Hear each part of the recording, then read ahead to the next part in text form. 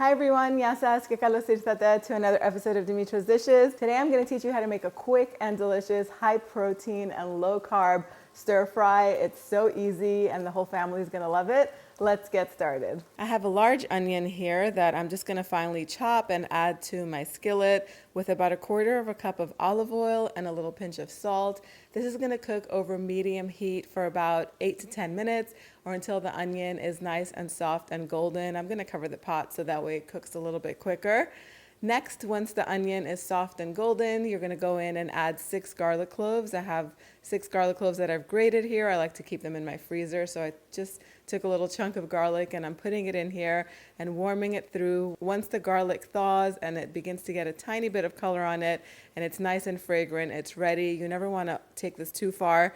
If the garlic turns brown, it's burnt and then you have to start all over. Otherwise, your dish is going to taste really bitter. So next I have 2 pounds of ground beef here. I like to use beef that's a little bit fatty, something that you would use in a burger, but you can definitely go with lean ground beef here. You can even add ground turkey or ground chicken. Go ahead and give this a nice mix to get rid of that pink color. And then you're going to go in and season lightly with salt. Don't add too much because next we're going to add either coco aminos or soy sauce. But before we do that, add some freshly cracked black pepper. You can add some crushed red pepper flakes and then go in and add either the soy sauce or the coco aminos, whatever you can tolerate, whatever you like. Mix that all up and cook the meat until all the pinkness is gone. And now I'm going to add the cabbage. Now I love to buy pre-cut, pre-shredded coleslaw mix, which is basically just shredded cabbage with a few carrots that are shredded in there. It's just so easy. It's a little hack that saves time, but if you don't have it and you have cabbage instead, just go ahead and chop up a cabbage and you could add it in here.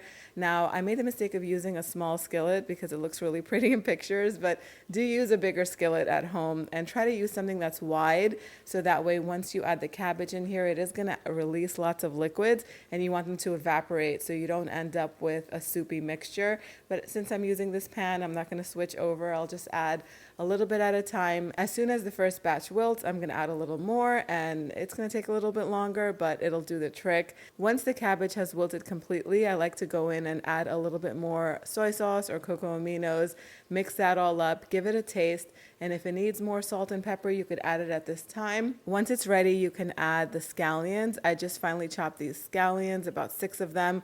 I'm just going to add them in, mix everything all together. I'll cover the pot and set it aside and they'll just soften and release their flavor as they sit. Now, I like to serve this either with scrambled eggs or with some potatoes. If you're watching your carbs, you could skip the potatoes, but it goes so well together. I have 9 potatoes here. Again, you can do this with more or less. Just peel them and put them in a pot and cover them with cold water and some salt.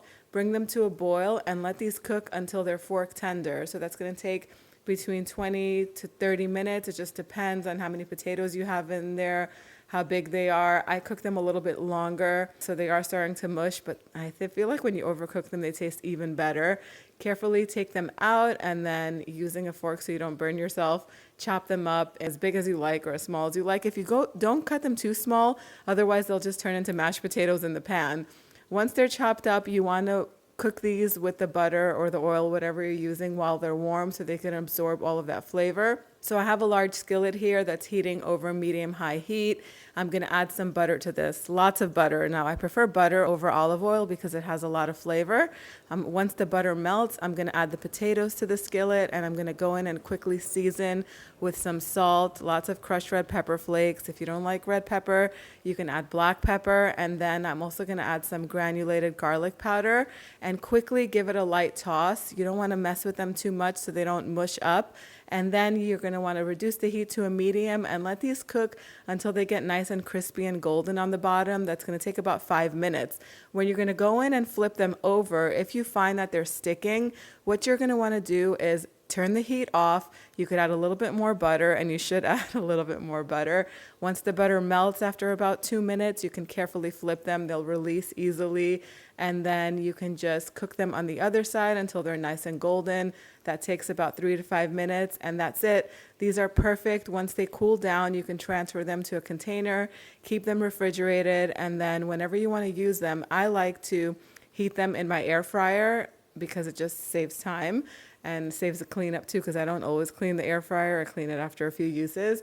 And then you can add them to wraps or to really anything. They're so delicious. Next, I'm going to scramble some eggs just to add some more protein to this meal. I have 4 eggs here. I'm going to season them lightly with salt and pepper, whisk them up, and I have a frying pan that's heating over medium heat. I'll add some butter to it. Once it melts, you just want to swirl the pan around so the pan is coated so nothing sticks, and just cook the eggs to your liking.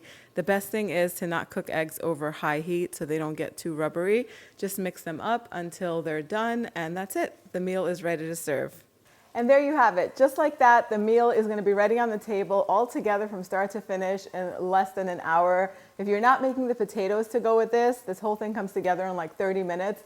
So you really can't beat that. Like I said before, you don't have to use the ground beef. You could use ground chicken or ground turkey. And if you don't want to use ground meat and you want to make this in a hurry, if you have rotisserie chicken, leave out the meat and just add the rotisserie chicken to this. But instead of adding it in the beginning, you would cook the onion with the garlic and then add the cabbage until it wilts down, put all those seasonings and flavorings in it, and then shred up the chicken or dice it up however you like it, and then add it in here and mix it all up. You guys, it's gonna be so delicious. You get lots of veggies in this, lots of nutrition. If you're watching your macros, this is great for that. And you'll be so satisfied. You can serve this like I am with the potatoes. I really don't watch carbs. I don't do well on low carb diets, but if you do leave the potatoes out, serve this over some cauliflower rice. If you're serving this to kids, noodles would be really nice, some rice. There's so many options to this. One of my favorite ways to serve this is for breakfast and breakfast wraps. I just heat up a tortilla or a pita. I didn't record this, so kind of visualize it with me, but I put scrambled eggs in there, cheese, the meat and cabbage, and then I like to put different sauces on it, and I wrap it up, and the kids absolutely love it. It's so good. It makes a good breakfast, lunch, or dinner if you ask me. Time for the taste test. So good, so healthy, and so delicious. I'm just gonna eat this for lunch right now, just like this on a plate, topped with the potatoes and the scrambled eggs. I love this sauce on top of this. It's a green spicy sauce that I find in my supermarket, and I just pick it up, and I just love to sprinkle it on top of this especially, but really over anything. Tastes really good with eggs too. You could put your favorite sauces on top or eat it as is. Head on over to the website to print the recipe out, www.dimitrasdishes.com. Thank you so much for spending time with me today. I'll see you all next time. Yes, us.